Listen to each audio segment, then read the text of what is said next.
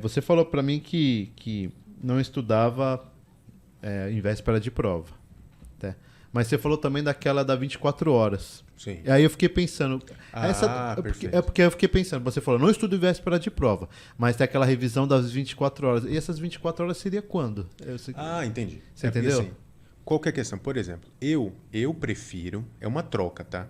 Tá. Na véspera de prova, você tem duas coisas. Você pode ter aquela memória de curto prazo, que também é uma boa. Daquela decora alguns prazos, até uma boa. Tem gente que fica lendo o papelzinho até o último momento da prova. Eu faço isso. Tranquilo, porque talvez você consiga 3 questões na prova fazendo essa aposta. Então, eu acho válido. Eu troco isso por estar muito descansado e tentar diminuir a minha média de erros ao longo da prova. É uma troca. Aí o seguinte, qual que é a questão? Com relação à memória de curto prazo, o que eu quero dizer é o seguinte. Você pode, na semana de véspera, dar aquela famosa lidinha em alguns aspectos e a sua memória de curto prazo também vai te socorrer. Agora, eu acho interessante somar essas duas coisas. O descanso no sábado e, vamos supor, de segunda a sexta, você vai estar lendo e relendo alguns tópicos, alguns pontos fracos seus, uma insegurança sua.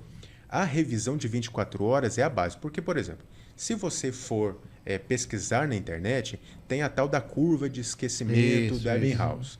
Na minha experiência, o único ponto daquela curva que você vê que na prática realmente funciona é o de 24 horas, que é quando você tem aquela queda mais absurda no conhecimento.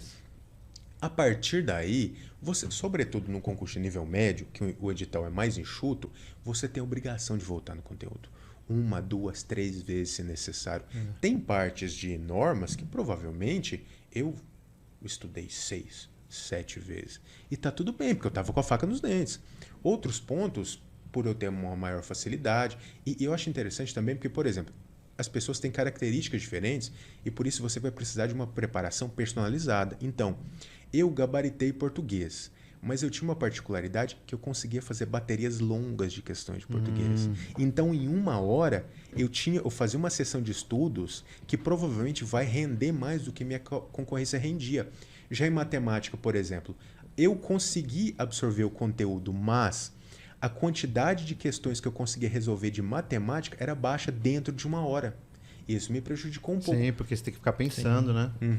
E o RLM da VUNESP, o raciocínio lógico matemático, já era equilibrado. Então não me prejudicava tanto. Tanto que eu consegui... Aí isso, ao longo da preparação, pesou. Porque é diferente você conseguir fazer centenas de questões, de milhares de questões. Faz muita diferença.